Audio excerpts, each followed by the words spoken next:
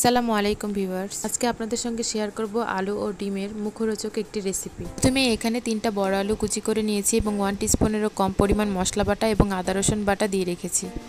এরপর চুলায় fry pan বসিয়ে পরিমাণ মতো তেল দিয়ে দিব এবং তেল গরম হয়ে এলে কুচি করে রাখা আলুগুলো দিয়ে দিব। এবার দিয়ে দিব 1 চামচ পরিমাণ লবণ এবং 1 চামচ পরিমাণ হলুদ গুঁড়া।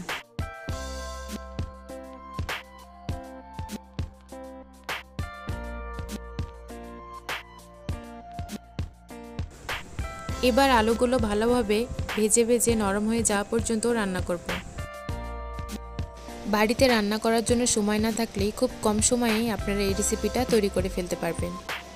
ডিম অনেক পুষ্টিকর এবং অধিকাংশ বাচ্চারই ডিম অনেক পছন্দ, আর তাই বাচ্চাদের টিফিনেও এই রেসিপিটি অনায়াসে আপনারা অ্যাড করতে পারেন।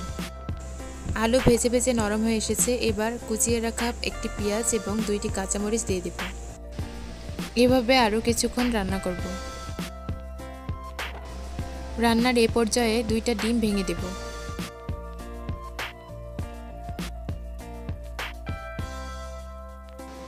এবার খুব ভালোভাবে খুন্তি দিয়ে নেড়ে চেড়ে ডিমের সঙ্গে মিক্স করে নেব।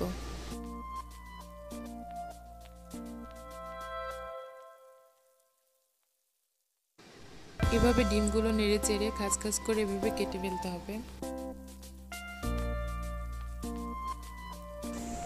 রান্না শেষ, আপনারা চাইলে এভাবেও নামিয়ে ফেলতে পারেন। আমি আরও কিছুক্ষণ রেখে ভাজা ভাজা করে নেব।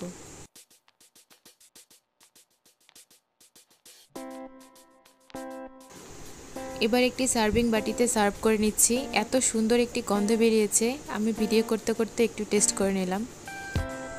আপনাদের কাছে কেমন লাগলো রেসিপিটি অবশ্যই আমাকে জানাবেন। ধন্যবাদ।